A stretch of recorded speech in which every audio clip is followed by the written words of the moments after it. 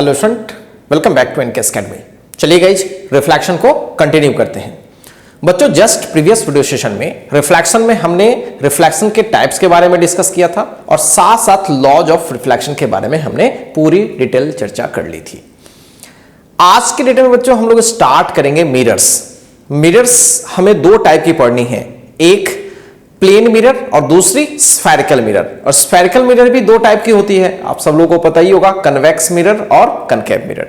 तो आइए देखते हैं मिरर क्या है और मिरर का कैसे हम यूज करते हैं। तो आज के डेट में हम लोग पढ़ने वाले हैं बच्चों मिरर। तो मिरर क्या है? मिरर एक ऐसी डिवाइस है जिससे हम किसी ऑब्जेक्ट का इमेज फॉर्म करते हैं। ठीक है, नॉर्मली जिसकी कोई ऑब्जेक्ट डाला फिर उसका इमेज हम लोग फॉर्म करते हैं। और ये मिरर कितने टाइप्स का होता है? ऑब्वियसली ये मिरर कितने टाइप का होता है बच्चों, ऑलरेडी आपने पढ़ रखा है। ये मिरर दो टाइप का हम बोल सकते हैं, एक होता है प्लेन मिरर और एक होता है स्फेरिकल मिरर।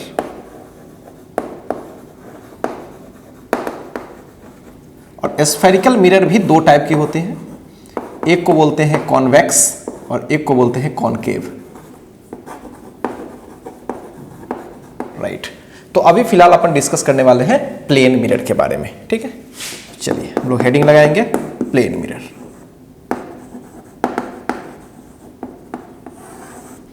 बच्चों, प्लेन मिरर कैसी मिरर होती है? जिसकी रिफ्लेक्टिंग सरफेस कैसी हो? प्लेन हो, स्फेरिकल ना हो। तो a mirror which reflecting surface is plane is called plane mirror. Right, simple इस तरह से हम लोग इंडिकेट करते हैं उसे। एक साइड में हम लोग सिल्वरिंग करते हैं, ये सब चीजें आपको ऑलरेडी पता है। So this is plane mirror. Right, अब प्लेन मिरर में हमें क्या क्या पढ़ना है? तो जो प्लेन मिरर में सबसे पहले हमें पढ़ना है इमेज फॉर्मेशन। प्लेन मिरर में जो इमेज फॉर्म करती है वो कैसे फॉर्म करती है उसके बारे में पूरी डिटेल समझनी है। तो आइए देखते हैं image formation in plane mirror.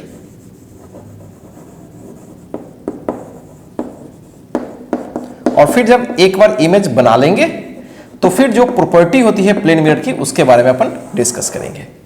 बच्चों, ये इमेज के बारे में तो ऑलरेडी आपको पता है, रिफ्लेक्टेड रे जहां पे इंटरसेक्ट करती है उसे हम लोग बोलते हैं इमेज। रियल में इंटरसेक्ट करती है तो रियल इमेज, वर्चुअल इंटरसेक्ट करती है तो वर्चुअल इमेज। ये सारी चीजें आपको ऑलरेडी पता है कल के क्लासेस से। तो image formation in plane mirror. जो इमेज जो हो सकती है किसी पॉइंट ऑब्जेक्ट का भी हो सकता है और किसी लीनियर ऑब्जेक्ट का भी हो सकता है ना। कोई इस टाइप का भी ऑब्जेक्ट हो तो उसका भी हम इमेज बना सकते हैं, और एकदम छोटा सा पॉइंट टाइप का हो तो उसका भी हम इमेज फॉर्म कर सकते हैं। तो एक एक केस करते हैं। Case 1, when object is linear. ठीक है, जब ऑब्जेक्ट कोई लीनियर हो तो उसका हम इमेज कैसे फॉर्म करेंगे? जैसा कि आपको पता है बच्चों कि image point of intersection of reflected raise है, तो कम से कम दो रेज तो ले जानी पड़ेगी तभी तो इंटरसेक्शन देख पाओगे। एक रेज से तो इंटरसेक्शन नहीं मिल पाएगा, तो कम से कम बच्चों दो चाहिए होगा। ठीक है, आप 3 कर लो, 4 कर लो, ये आपकी मर्जी है, लेकिन कम से कम कितना चाहिए होगा? 2 चाहिए ही चाहिए होगा। मान लीजिए कि यहां पे मेरे पास कोई ऑब्जेक्ट है, अच्छे से वॉच करें आप। ठीक है, यहां से 2 रेज ले जाएं। अब 2 रेज कैसे ले जाए बच्चों, ये आप पे जाता है। ठीक है, अब कोई भी 2 रेज ले जाए, बस ध्यान इस बात का रखेंगे जब रिफ्लेक्ट करेगी तो सर्टेन रूल रेगुलेशन से आपको ले जाना पड़ेगा। जैसे मान लीजिए कि एक परपेंडिकुलरली में ले गया तो क्या उसी पाथ पे रिट्रेस कर लीजिएगी? बिल्कुल रिट्रेस कर लेगी। और एक दूसरी रेज मैं ऐसे ले गया तो जो ये जिस एंगल पर हम लोग ले गए होंगे उसी एंगल पर हमें लौटा के ले जाना पड़ेगा। इस तरीके से जिस एंगल पर ले गए होंगे उसी एंगल पर लौटा के ले भी जाना पड़ेगा। तो ऑब्जेक्ट से 2 रिफ्लेक्टेड रेज हमें दिख रही है। एक रिफ्लेक्टेड रेज ये दिख रही है, एक रिफ्लेक्टेड रे ये दिख रही है, और एक रिफ्लेक्टेड रे ये दिख रही है। अब एक्चुअल में दोनों तो कहीं मिलेगा नहीं, सोच के देखो, क्या एक्चुअल में मिलेगा कभी? बिल्कुल नहीं मिलेगा। तो क्या करें? इसको बैक ले चले,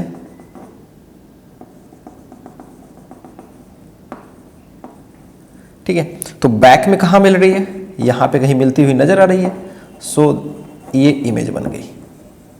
ठीक है, कैसी इमेज है, वर्चुअल।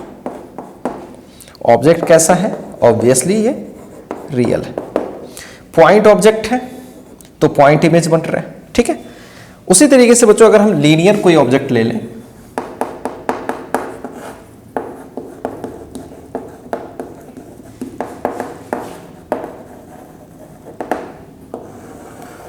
तो उसका इमेज कैसे फॉर्म होगा देखते हैं। मान लीजिए यहां पे कोई ऑब्जेक्ट है और ऐसा है कुछ इस टाइप का है। ठीक है, इस टाइप का कोई लीनियर ऑब्जेक्ट है बच्चों। ठीक है, अब यहां पे समझने की बात है, ये जो लीनियर ऑब्जेक्ट है तो क्या बच्चों ये पॉइंट का कॉम्बिनेशन ही है। यहां पे एक पॉइंट होगी, यहां पे एक पॉइंट होगी, यहां पे एक पॉइंट होगी, यहां पे एक पॉइंट होगी, सारे जगहों पर एक पॉइंट होगी। दरअसल उन्हीं का एक कॉम्बिनेशन है। तो ऐसी सिचुएशन में इमेज हम कैसे फॉर्म कराते हैं? ऐसी सिचुएशन के लिए बच्चों हम लोग क्या करते हैं, एक टॉप का इमेज बनाने की कोशिश करते हैं। ठीक है, तो टॉप का अगर हम इमेज बनाने की कोशिश करें तो यहां से एक रेज को अगर मैं नॉर्मली ले जाऊं तो ये उसी पाथ पर रिट्रेस कर लेगी। बिल्कुल, एक रेज आप ऊपर से ले जाओ, नीचे से ले जाओ, ये आपकी मर्जी है। मान लो एक रे को मैं ऊपर से ले गया ऐसे, और जिस एंगल पर ले गया उसी एंगल पर लौटा भी दिया। तो ये जो लौटने वाली लाइट रे है और लौटने वाली लाइट रे, दोनों को अगर मैं बैक ले जाऊं तो कहीं ना कहीं इंटरसेक्ट तो करेंगी। बिल्कुल, कहीं ना कहीं इंटरसेक्ट ये करेंगी। और जहां इंटरसेक्ट करेगी ये ए पॉइंट है, तो दरअसल ये ए पॉइंट का इमेज बना। ठीक है, ए पॉइंट का।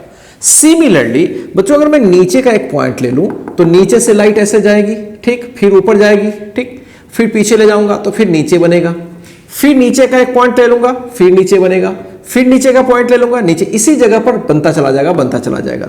और फाइनली अगर बॉटम से लाइट एक ऐसे ले जाए तो ये इसी पाथ पर ऐसे लौट के चले जाएगी। और एक को अगर मैं किसी और एंगल पर ऐसे बाय द वे ले जाऊं, बॉटम की बात मैं कर रहा हूं, तो पीछे बढ़ाने पर बच्चों, पीछे बढ़ाने पर यहां पे कहीं दिखेगी। तो बॉटम से भी दो लाइट ले गए मैं, तो बॉटम का यहां बना। तो बच्चों इसी तरह से इमेज बनता है। मतलब एक पॉइंट टॉप का बना दिया, फिर धीरे धीरे नीचे का हर पॉइंट का इमेज बन जाएगा, और फिर बॉटम का बना दिया। अब हर पॉइंट का तो बनाना पॉसिबल नहीं है, इसलिए हम लोग एक टॉप का बनाते हैं, एक बॉटम का बनाते हैं, और फिर डायरेक्ट चीजों को लिख देते हैं। कभी कभी तो हम लोग वो भी नहीं करते हैं, केवल टॉप का बना लेते हैं और फिर नीचे बॉटम का जहां होता है फिर वहीं पे बना लेते हैं और डायरेक्ट आंसर कर लेते हैं।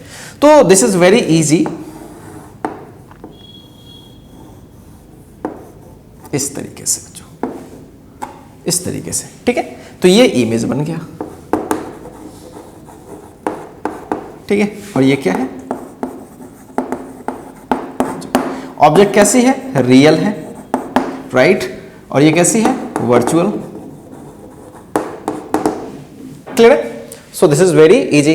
तो जब भी कोई ऑब्जेक्ट लीनियर हो, ठीक है, या फिर कोई पॉइंट हो, तो आप उसका इमेज बहुत ही आसानी से बना पाएंगे। कोई डाउट तो नहीं है बच्चों? अब एक खास बात है जो इसमें सोचने की है और देखने की भी है। जब इमेज बनता है और जब ऑब्जेक्ट बनता है, तो जो आप इस लाइन को ऐसे ड्रॉ करोगे तो मिरर हमेशा इमेज और ऑब्जेक्ट को ज्वाइन करने वाले के हमेशा क्या होती है, परपेंडिकुलर होती है। इस बात का हमेशा दिमाग में रखेंगे कि मिरर की जो प्लेन है, मिरर का जो ओरिएंटेशन है, वो हमेशा ऑब्जेक्ट और इमेज का जो लाइन ज्वाइन करता है उसके परपेंडिकुलर। ठीक है, दिख रहा है? यहां भी देख सकते हैं, यहां ए डैश मान लीजिए, इन दोनों को ऐसे मिलाया, मिरर क्या होगी, परपेंडिकुलर। या फिर अगर बी की बात करूं या बी डैश की मैं बात करूं तो इन दोनों को मिलाया, मिरर परपेंडिकुलर। ठीक है, तो ये बात हमेशा दिमाग में रखना है, इंपॉर्टेंट पॉइंट भी है ये। Mirror is always perpendicular to the line joining object and image। ठीक है, so this is very important. इस पर कई एक छोटे छोटे सवाल भी पूछे जाते हैं, सब पे चर्चा करेंगे। पहले एक दो बात और कर ले, कुछ इंपॉर्टेंट चीज।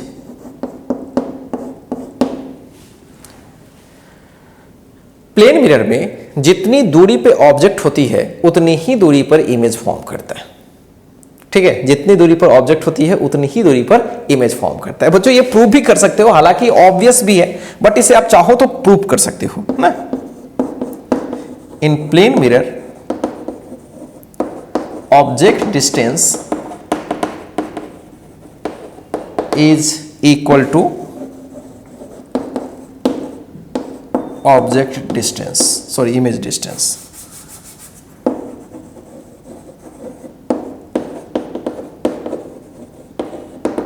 ठीक है, बहुत ही सिंपल लॉजिक से इसको आप प्रूव कर सकते हो, बहुत ही सिंपल। सपोज करो कि कोई पॉइंट ऑब्जेक्ट है, यहां से एक लाइट ऐसे गई और इस तरह से लौट के चली आई। मैं नीचे से ले जाऊं, चाहे ऊपर से भी ले चलता हूं, कोई प्रॉब्लम नहीं है। और ये एक लाइट रे ऐसे गई और ऐसे लौट के, तो अगर मैं इसको पीछे ले जाऊं, पीछे ले जाऊं, तो पीछे इमेज कहां बनेगी? यहां पे इमेज बनेगी, ये इमेज बनेगी। तो हमें ये दिखाना है कि अगर ये x डिस्टेंस है और ये y डिस्टेंस पे बनी है तो x इक्वल्स y है, ये प्रूफ करना है। बच्चों ये बहुत ही आसान है। सोचो, ये अगर थीटा होगी तो ये भी क्या होगी? थीटा, इसमें तो कोई शक की बात ही नहीं है। ठीक है, और ये नॉर्मल है, ये नॉर्मल, तो ये भी क्या हो जाएगी? थीटा। क्लियर है? अब ध्यान से देखिए, इसी को हमने बैक बढ़ाया है और ये ऐसे है, इसको आगे बढ़ा लिया। जो अगर ये थीटा है, ठीक है, तो ये भी क्या हो जाएगी? थीटा। बहुत ही सिंपल। तो ये भी क्या हो जाएगी? थीटा। कहानी खत्म हो गई। फिर अगर इसमें tan थीटा कोई यूज करता है तो tan theta is equal to, मान लीजिए ये h है थोड़ी देर के लिए हाइट को, तो h बाई x होगी, राइट। और एक दूसरे तरीके से tan थीटा करूं तो h बाई y होगी। अब बहुत ही आसान है, चूंकि दोनों थीटा बराबर है, so h by x equals h by y, so this implies x equals y। तो इसमें कुछ खास है नहीं, ऑब्जेक्ट डिस्टेंस इमेज डिस्टेंस के इक्वल होती है। क्लियर है बच्चों? बहुत ही सिंपल है। अब इसमें थोड़ा सा आगे कुछ और छोटी छोटी चीजें मैं आपको बताऊंगा कि प्लेन मिरर में कुछ और खास चीज होती है। जैसे प्लेन मिरर में जो इमेजेस बनती है वो साइड वाइज उल्टी बनती है। ठीक है, ये बात हालांकि आप में से बहुत सारे लोगों को पता होगा, जिसको हम लोग लैटरल इन्वर्जन कहते हैं। जैसे P अगर आपने लेटर को डाला इधर, तो इस साइड में कैसे दिखती है? ऐसे Q जैसी दिखती है, मतलब उसका साइड उलट जाता है। ठीक है, तो इसको हम लोग बोलते हैं लैटरल इन्वर्जन। ये सारी चीजें हम लोग करेंगे। तो अभी हम लोग बच्चों, इसको आप एक बार पहले कॉपी कर लीजिए आप, उसके बाद हम लोग प्लेन मिरर में जो इमेजेस फॉर्म करती है उसके बारे में विशेष रूप से हम लोग चर्चा करते हैं, क्योंकि वो बोर्ड्स में कभी कभी पूछ लिए भी जाते हैं आपसे। ठीक है, उसके बाद कुछ और छोटी छोटी अच्छी चीजें करेंगे। पहले से इसको कॉपी कीजिए।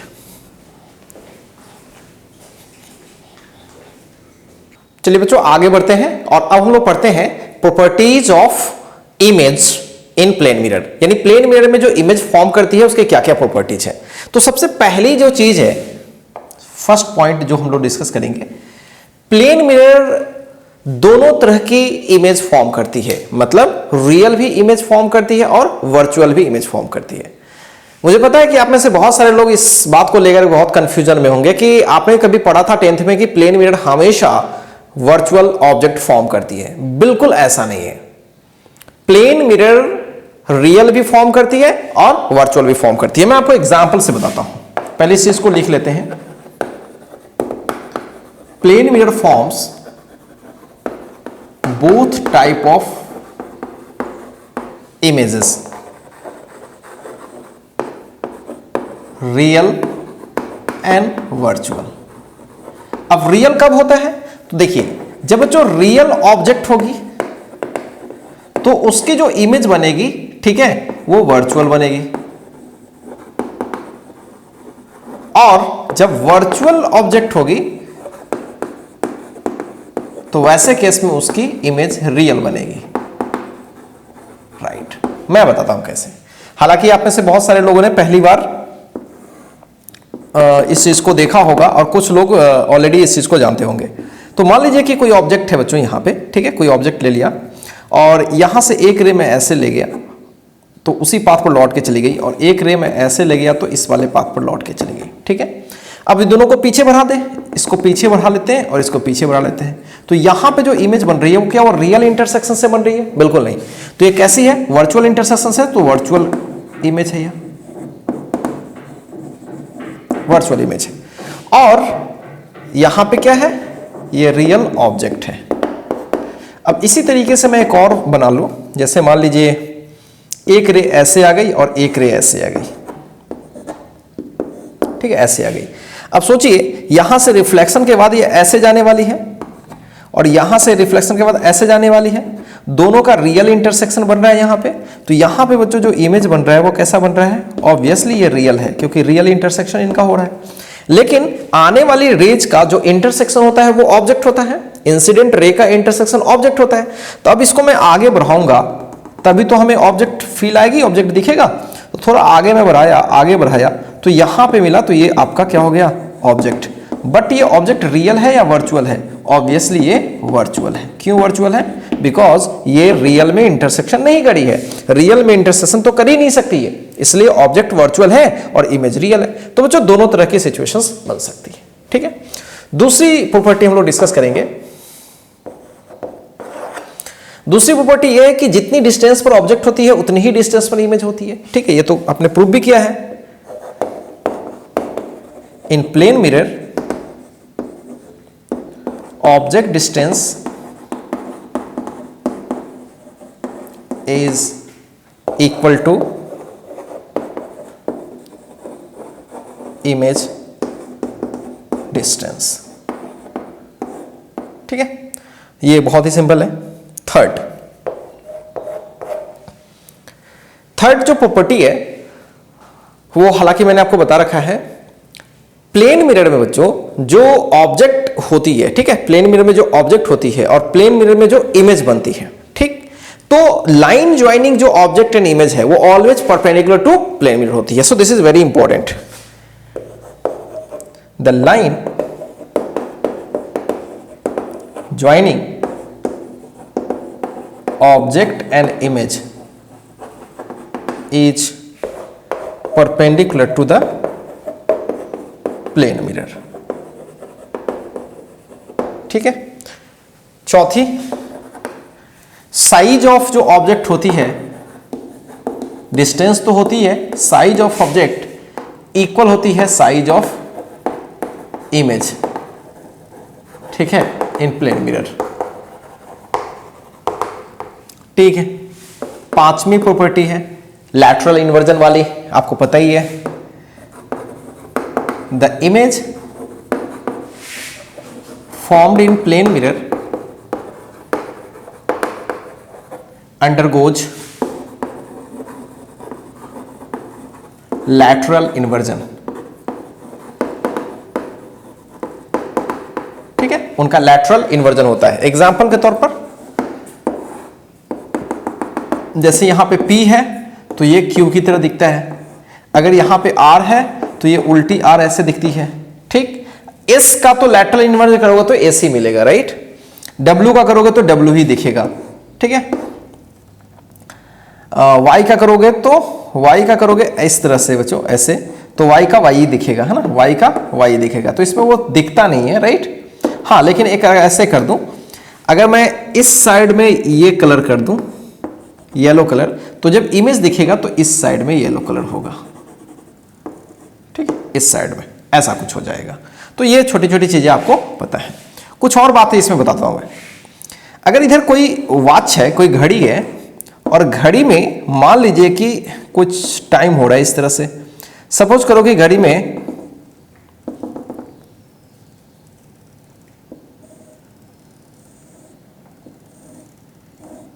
ये हो रहा है, कितना टाइम हो रहा है बच्चों, घड़ी में कितना टाइम हो रहा है, अच्छे से देखिए। अगर ये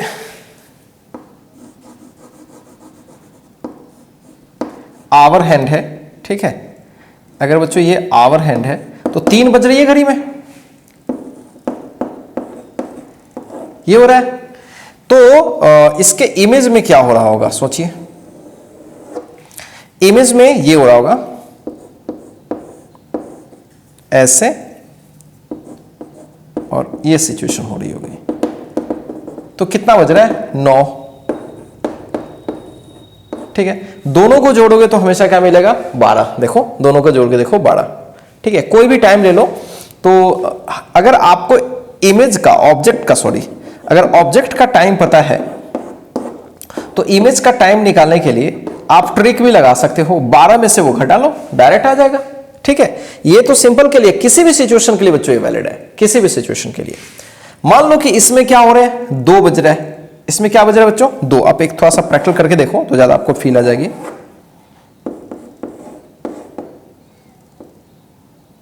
ये हुआ 3 और 1 और 2। ठीक है, तो मान लीजिए ऐसा टाइम हो रहा है।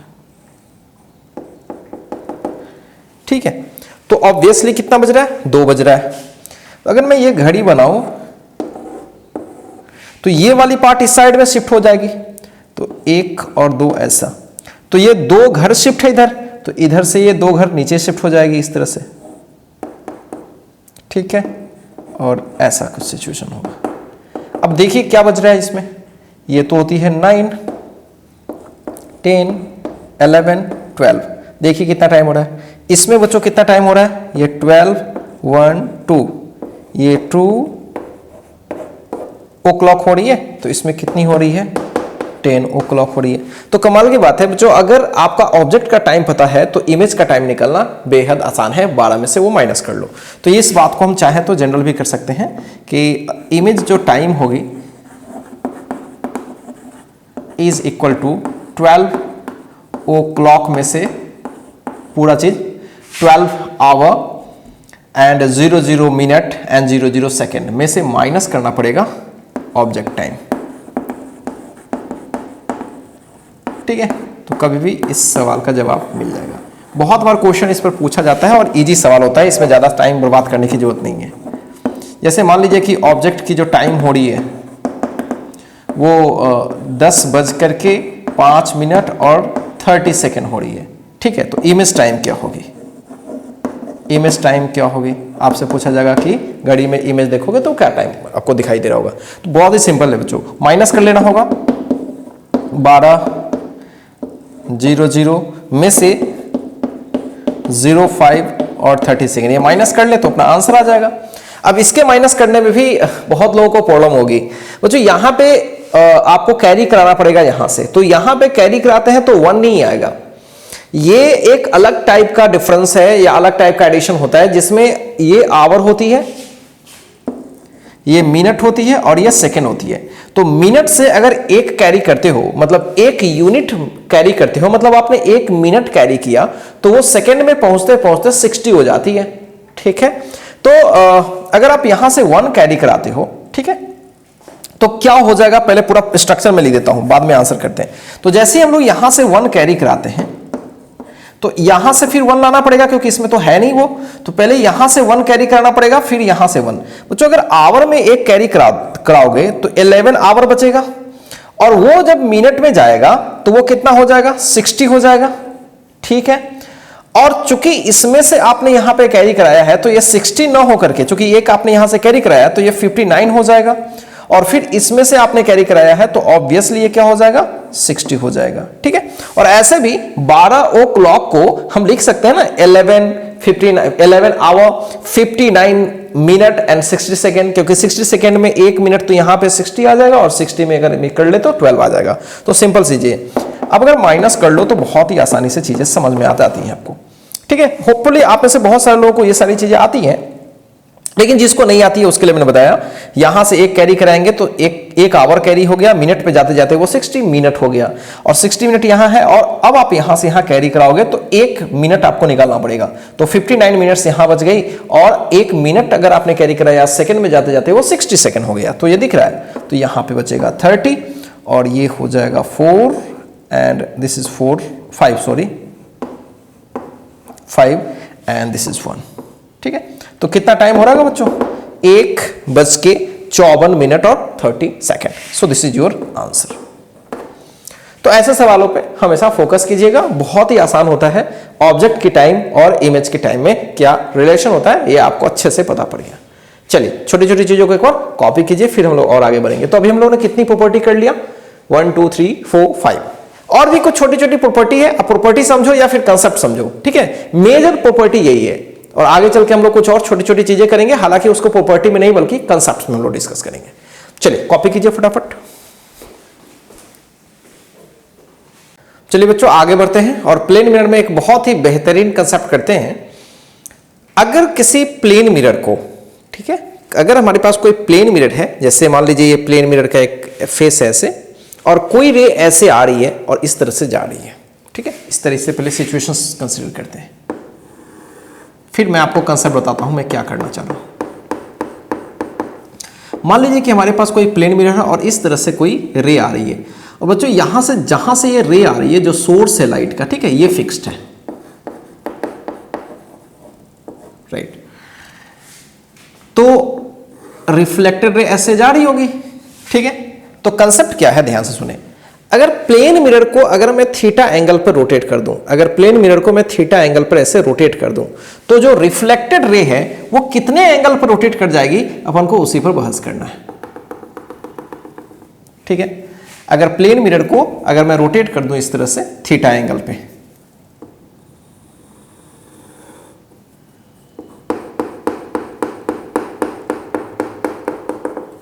मैंने ये थीटा एंगल पर रोटेट कर दिया, ठीक है। तो रिफ्लेक्टेड रे कितने एंगल पर रोटेट कर जाएगी, क्योंकि ये तो फिक्स्ड ही है, ठीक है। अब क्या होगा कि प्लेन एंगल को अगर मैंने रोटेट कर दिया है तो बच्चों नॉर्मल तो बदल गया होगा, सोच के देखो। अभी नॉर्मल क्या, पहले नॉर्मल क्या था, पहले तो नॉर्मल ये वाला था, इस तरह से नॉर्मल था पहले।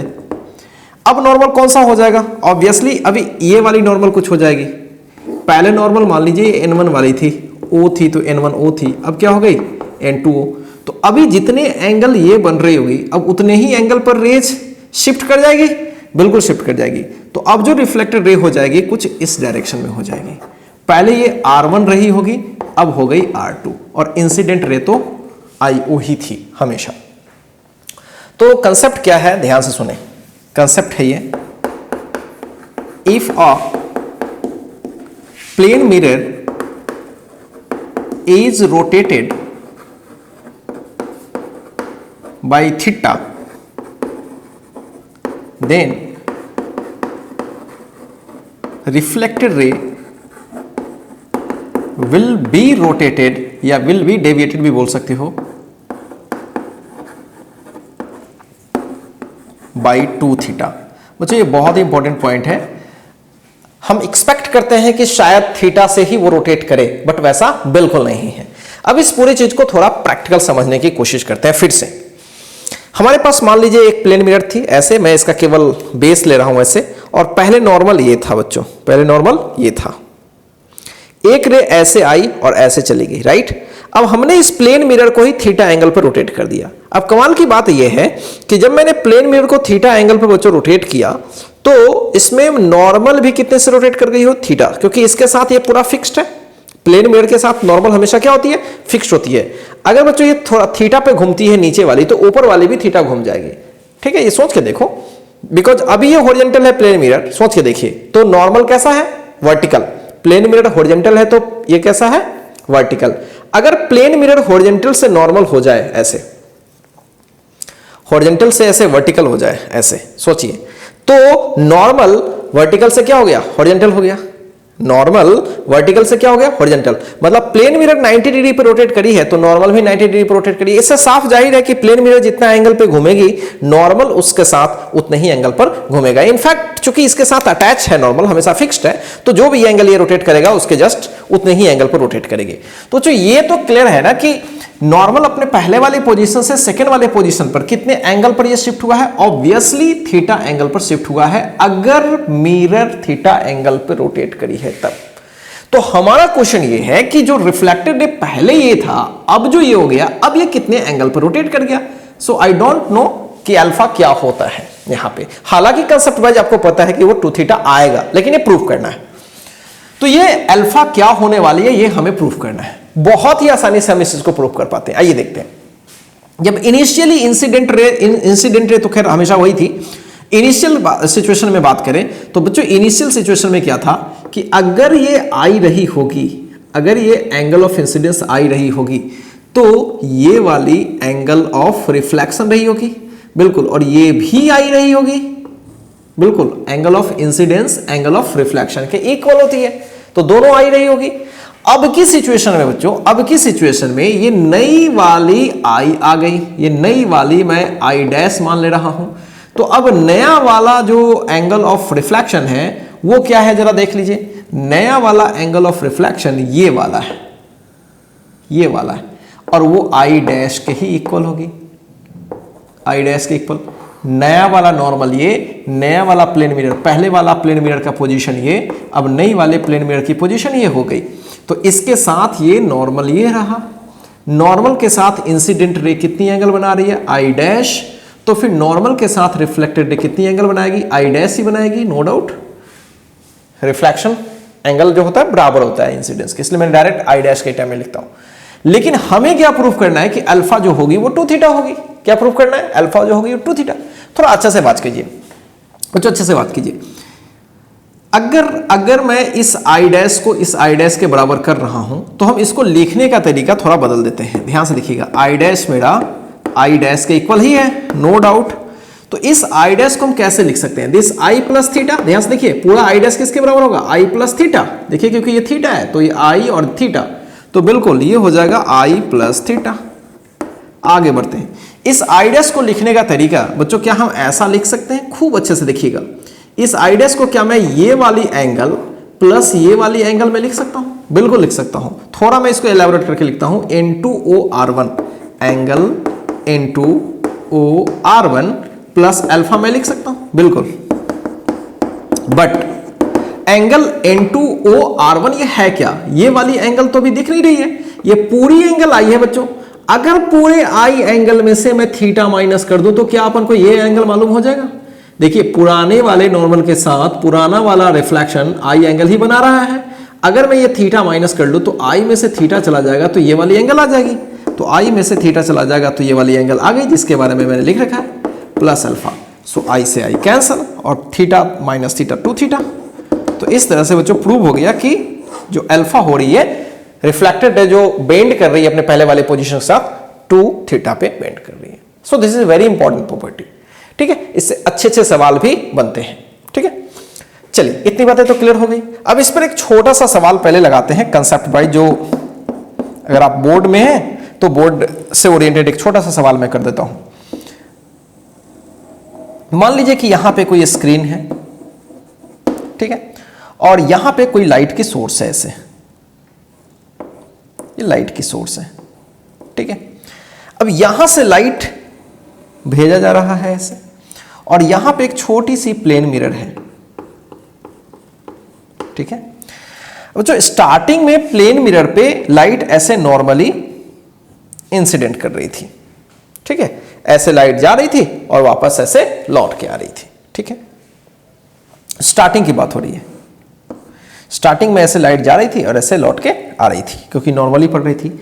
अब सवाल यह था कि अगर इस मिरर को हमने क्लॉकवाइज, बच्चों क्लॉकवाइज अगर रोटेट कर दिया 15 डिग्री पे, 15 डिग्री पे, तो अब रिफ्लेक्टेड लाइट रेज स्क्रीन पे किस जगह पर स्ट्राइक करेगी। अगर ये डिस्टेंस मैं कैपिटल डी दे दूं, ठीक है, अगर ये डिस्टेंस मैं कैपिटल डी दे दूं, तो आपसे पूछा गया है कि अगर plane mirror 15 degree clockwise rotate कर गई, then find the point on the screen at which reflected light will meet. तो सवाल क्या है, if plane mirror is rotated by 15 degree clockwise, then find the point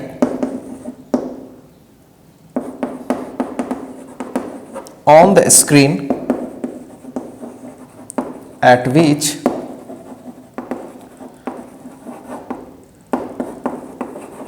reflected ray will meet। पहले क्या situation था बच्चों, पहले क्या सिचुएशन था, पहले यह सिचुएशन था कि पहले ये सिचुएशन था कि लाइट जहां पे जाती थी, जहां से जाती थी वापस वहीं पे लौट के आती थी, बिकॉज नॉर्मली इंसिडेंट कर रहे थे, नॉर्मली जा रही थी और वापस आ रही थी। लेकिन जैसे प्लेन मिरर को अगर हम रोटेट कर देंगे तो निश्चित रूप से रिफ्लेक्टेड रेस तो बदल जाएगी, क्योंकि अभी आपने देखा था कि अगर इंसिडेंट रे को वही रखा जाए और मिरर को थोड़ा भी रोटेट कर दिया जाए तो रिफ्लेक्टेड रे कहीं और चली जाती है। तो बच्चों ये चीज तो आपको पता है ऑलरेडी कि अगर आप प्लेन मिरर को अगर आपने ऐसे रोटेट किया है तो अब नॉर्मल इधर शिफ्ट कर गया, नॉर्मल इधर शिफ्ट कर गया, तो अब आपको पता है कि नॉर्मल जिधर शिफ्ट करती है, नॉर्मल जिधर शिफ्ट करती है उधर ही रिफ्लेक्टेड रे शिफ्ट कर जाएगी। तो रिफ्लेक्टेड रे किधर शिफ्ट कर जाएगी, इस साइड में कहीं और, तो कहीं और ये शिफ्ट कर गई, ठीक है, कहीं ये और शिफ्ट कर गई। और आप सब लोगों को पता है कि अगर ये 15 डिग्री पर रोटेट करी है तो पहले तो नॉर्मल बच्चों ये थी, पहले तो नॉर्मल ये रहा होगा, बिल्कुल। तो नॉर्मल के साथ अब नई वाली जो रिफ्लेक्टेड, पहले जो रिफ्लेक्टेड थी वो यहीं पे थी, पहले जो रिफ्लेक्टेड थी यही भी थी, इसी पे थी, नो डाउट।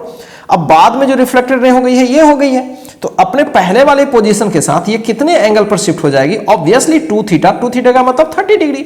अभी आपने देखा कि पहले वाले पोजीशन के साथ वो नई वाली पोजीशन कितनी एंगल बना रही है, 2 थीटा बना रही है, 2 थीटा ये बना रही है, राइट। सो यहां भी वही सिचुएशन हो जाएगी, इनिशियली जो रिफ्लेक्टेड रे थी उसी पे आ रही थी, अब रिफ्लेक्टेड रे कहीं और चली गई, तो नो डाउट पहले वाले पोजीशन के साथ सेकंड वाली जो पोजीशन हो जाएगी वो 2 थीटा बनाएगी।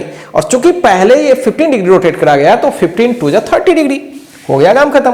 अब ये कहां पे स्क्रीन पे लड़ रही है, तो मान लो एक्स पे लड़ रही है तो tan 30 यूज कर लो, 1 मिनट में आंसर आ जाएगा। तो tan 30 will be x divided by capital D and this is 1 by root 3. So 1 by root 3 equals x by D. So here x equals D by root 3. So this is your answer. Right? So बहुत ही आसान है इस चीज को समझ पाना, ठीक है। आइए देखते हैं नेक्स्ट क्वेश्चन।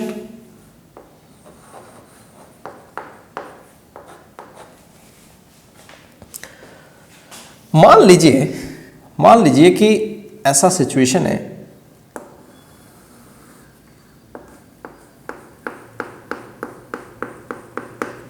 ठीक है बच्चों, ऐसी सिचुएशन है जिसमें कोई लाइट रे ऐसे आ रही है, ठीक है, कहीं सोर्स है यहां पे,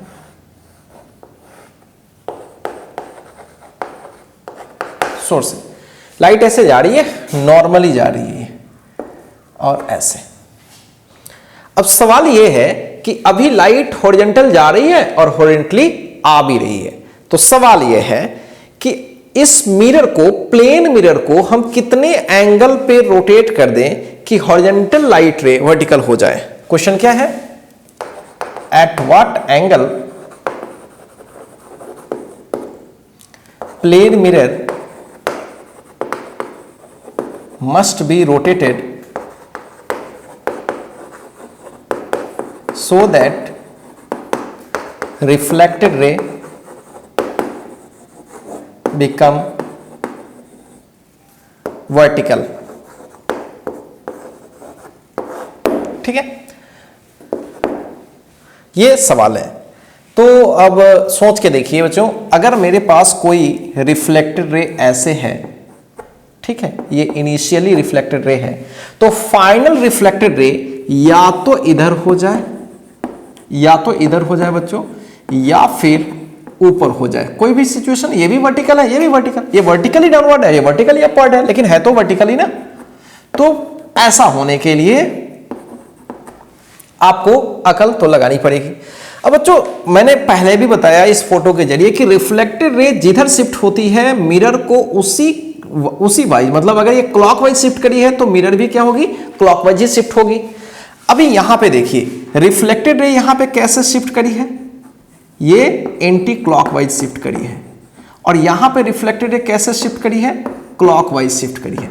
तो दो केस में आंसर अपना कर सकते हैं। एक अगर reflected ray anti clockwise shift करती है तो सिचुएशन अलग होगी, और क्लॉकवाइज शिफ्ट करती है तो सिचुएशंस डेफिनेटली अलग होगी। तो आइए देखते हैं केस वाइज बात करके, दो आंसर होगा। इफ रिफ्लेक्टेड रे शिफ्ट्स या gets rotated anti clockwise, ACW, anti clockwise. तो चलिए इस सिचुएशन को एक बार कंसीडर करते हैं। तो पहले अपनी मिरर ऐसे थी, रिफ्लेक्टेड ऐसे जा रही थी, और डेफिनेटली अब जो रिफ्लेक्टेड रे होगी वो ऐसे जाएगी, और चूंकि ये एंटी क्लॉकवाइज रोटेट करी है, तो अपने इस वाले को भी कैसे रोटेट करना पड़ेगा, ऐसे एंटी क्लॉकवाइज, डेफिनेटली ऐसे।